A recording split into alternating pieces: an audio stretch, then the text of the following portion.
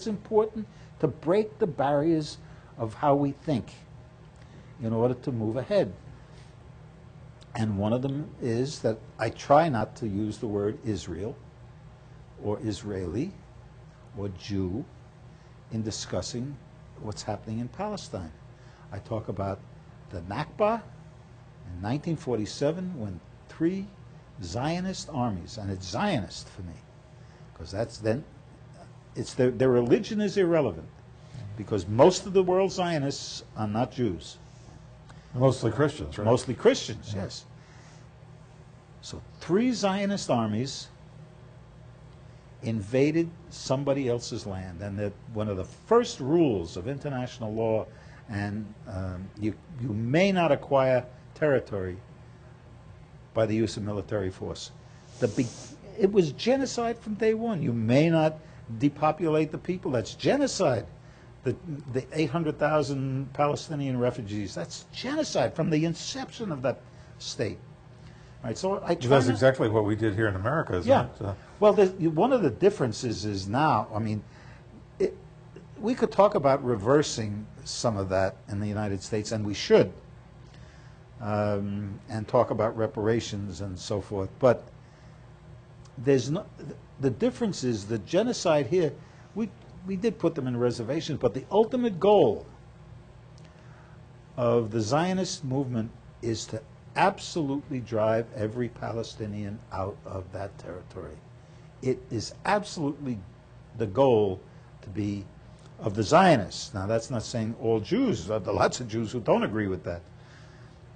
But the drive of Zionism, the joint Judeo-Christian movement, is to drive every Palestinian off that land. It is totally about Lebensraum. I mean, it's Hitler's policy to get the Ukrainians out of Ukraine. It's the Zionist policy to get the Palestinians out of Palestine. And that's called ethnic cleansing. That's what Andrew Jackson did here in America. The Trail of Tears, remember the Indians on the East Coast? They were all forced to march all the way across the West Coast. Yes. But they're still here. Those ones that didn't die along the way. Right, yeah.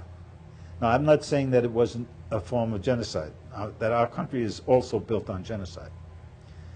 But there's somebody still here to whom we can make reparations if we so develop the intent, and we should. That's one of the things I like about Dennis Steele. I mentioned some of the things I don't approve of there, but he is Abenaki Indian, and they're the real Vermonters. The rest of us are all flatlanders. And I think they should have, as you mentioned, reparations for what was a great injustice that was done to them. And still being done to them. I mean, we still haven't given them the kind of recognition they're entitled to. And the team that wasn't allowed to travel to the, what is it? I forget the, highlight, isn't it? The highlight, isn't that the game where you catch the ball in a little net and throw it? And was it? Maybe I got the wrong name for the game. I can't remember anymore. Yeah, I don't remember either. But there was an international contest in Great Britain, and our team was not allowed to go. The Indian team was not allowed to go because their nation issued the passports, not the United States. And they refused United States passports. And Britain refused to let them in without U.S. passports. Right? So there are a lot of things that we need to correct in our relationship with the remains of the Indian tribes. Not just reparations, but recognition of their rights as nations. I mean, these were Indian nations. They weren't just a bunch of people. And they had laws. They had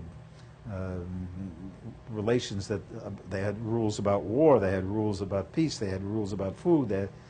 And governance, and the roles of men and women.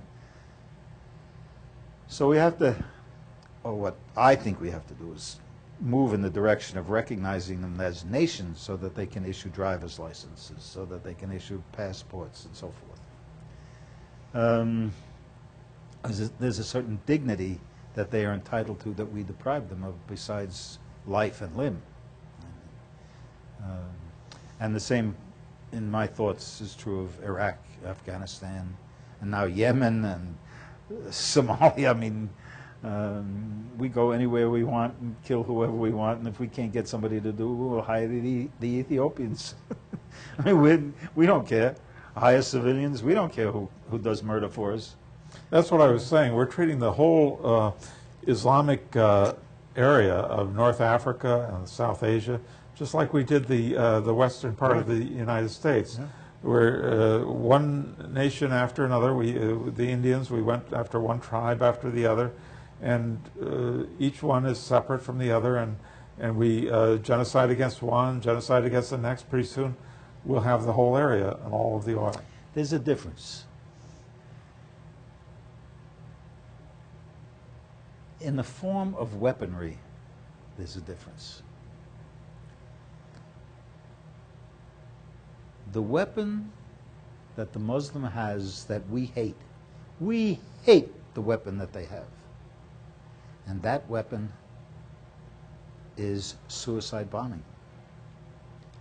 But they don't have any tanks. Oh, we should give them tanks. Let's make it an even fight. Give them some jet planes. Right? Give the Afghani, the Taliban, or give the Palestinians the same amount of military aid that we give the Israelis, the genocidal Zionists. Right? And then they wouldn't have to blow themselves up. But the only weapon they have is their bodies, and as a form of resistance, they are willing to use it. And we need to start respecting that and understanding that rather than ridiculing it. Right? Because what they are really saying to us is, you will never, never do to us what you did to the United States continent, or the American continent. You will never. And the Afghani have proved it over and over and over and over again. Right? You will never do in Afghanistan what you did in the United States. And if we don't get the message, it's because, and they will never do it in Palestine either. Never. Because those people are willing to blow themselves up. I object, though, when you say we, because we is you and I, and it's not really we. It's the American plutocratic oligarchy. But we have the benefit of it. You and I share the land. I mean, we got to take responsibility for it, even though we don't take the blame for it. And I certainly don't approve of what they're doing over there. Right. I vote against it. What more can I do? I don't want to take the blame, but I have to be, it's a democracy. I have to take responsibility. It's my government, damn it. Right? And so I have to take responsibility. That's part of why I'm a politician. Because I feel that I have to take responsibility for what my government does. And I do the best I can on $90 against $3 million. And that's responsibility. I do the best I can. And I will limp around the state and do whatever I can. And I'm not very confident about being the next senator from the state, but who knows? Well, you're fortunate to have $90. I have 0 campaign contributions. I'm up to 95, by the way. 95. 95, yeah. Yeah, so that inequality, I think that if we start to treat it as a hiring instead of a competition, that we may start to look at candidate funding in a different way. I think the British look at it that way. They talk about standing for election rather than running, and that's I like that idea. That's a different image, a better image. But I think we could treat the constitutional decision by the Supreme Court in the following way. The governments that are sponsoring the elections, in this case Vermont, will reach into their coffers and deliver to every candidate for the same office the maximum amount of dollars any candidate receives privately. So if